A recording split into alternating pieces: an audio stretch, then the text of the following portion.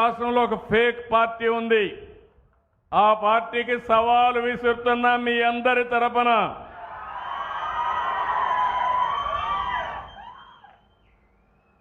ఇప్పుడంతా కూడా blue media ఉంది.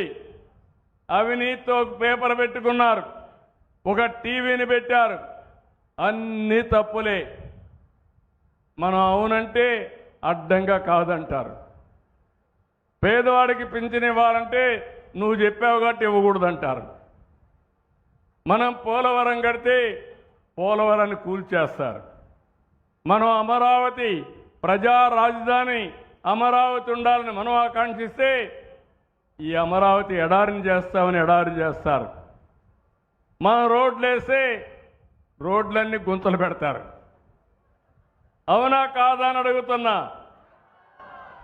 అలాంటి పార్టీకి నేను ఇచ్చే సవాల్ ఏంటంటే, మొన్నన్నారు సిద్ధం సిద్ధం అని ఎగిరిపడ్డారు.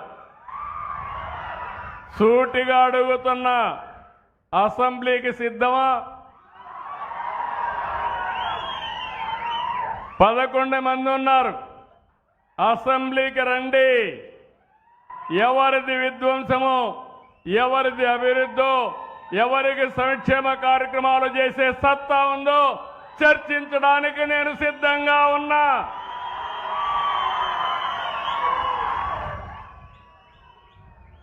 సూపర్ 6 మీద అవాకులు చవాకులు వాళ్తున్నారు.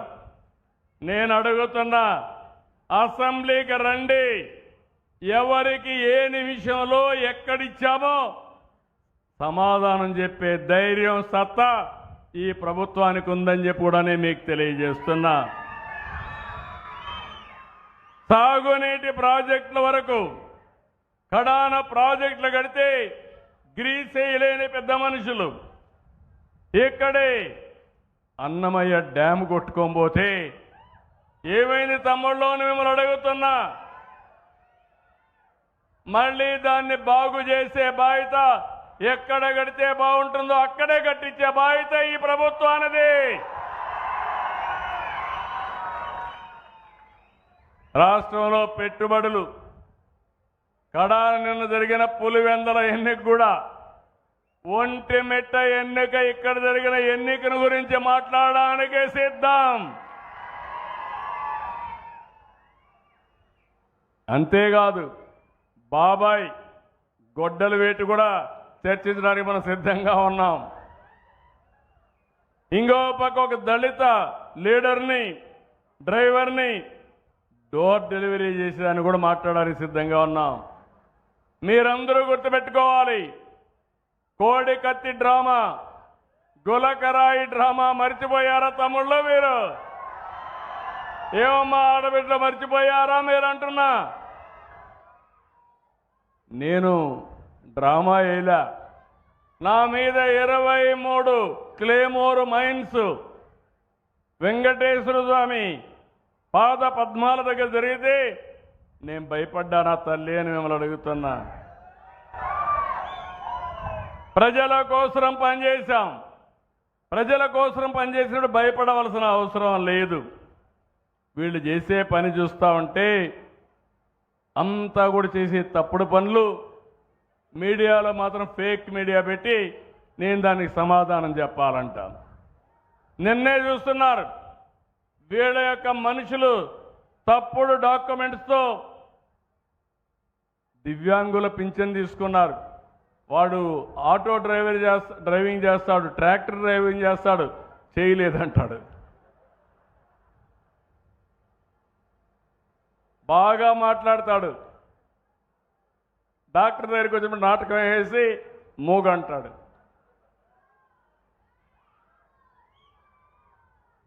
అలాంటి పార్టీ ఇది. చేతులుండే వాళ్ళకి వికలాంగులు పింఛన్ కావాలి, చేతులు లేవని మూగ బాగా మాట్లాడేవాడు మూగ అని డెమ్ అండ్ డెఫ్ అని పింఛన్లు తీసుకుని ప్రజల్ని మోసం చేయాలనుకుంటున్నారు. నేను ఒకటే చెప్తున్నా, ఈ నెలలో అందరికీ పింఛన్లు ఇచ్చాను. కానీ మీరు కూడా ఆలోచించండి, నాకు సోషల్ ఆడిట్ జరగాలి. ప్రజల సమక్షంలోనే అనర్హులుంటే ఇతను అనర్హుడు, తీసుకోవడానికి అర్హత లేదని చెప్పే ధైర్యం మీ అందరికీ రావాలి. చేస్తారా లేదా?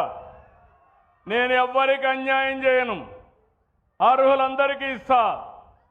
ఒకవేళ అర్హులు కానీ ఎవరన్నా ఇగ్నోర్ చేసినా రాజకీయ కారణాలతో నేను ఆమోదించను. ఇది నా గ్యారంటీ అని కూడా మరొక్కసారి మీ అందరికీ విజ్ఞప్తి చేస్తున్నా. అందుకనే నేను మిమ్మల్ని కోరేది, ఒకప్పుడు రాయలసీమ ఎక్కడ చూసినా ఫ్యాక్షన్లు, కడప జిల్లా ఒకప్పుడు చూసారు, అవునా? జ్ఞాపకం తల్లే మీకు? ముఠా కక్షలు జ్ఞాపకం ఉన్నాయి తమిళ్లో? రక్తం పారిన విషయం గుర్తుందా మీకు?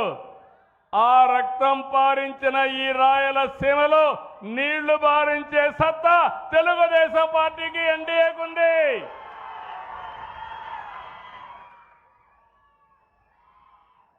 రాష్ట్రంలో కమ్యూనల్ వైలెన్స్ పెట్టుకొని మత విద్వేషాలు రెచ్చగొడితే దాన్ని తుదముట్టించిన పార్టీ తెలుగుదేశం.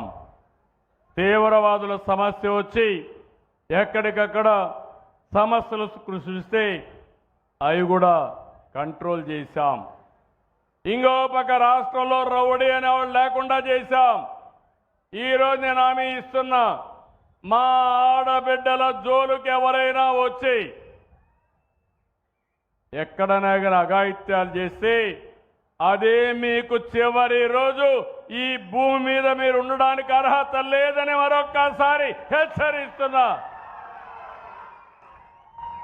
ఏమమ్మా, మొదటి 5-6 నెలలు నాకు కూడా కష్టమైంది. చెప్పా, తాట తీస్తానని చెప్పా. ఇప్పుడిప్పుడు కొంచెం కంట్రోల్లోకి వస్తున్నారు.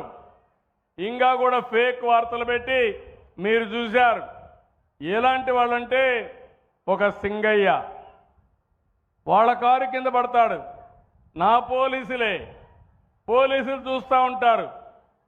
వాడిని హాస్పిటల్కి తీసుకుపోకపోతే తర్వాత పంపిస్తే మళ్ళా వాళ్ళని పిలిపించి మోసం చేసి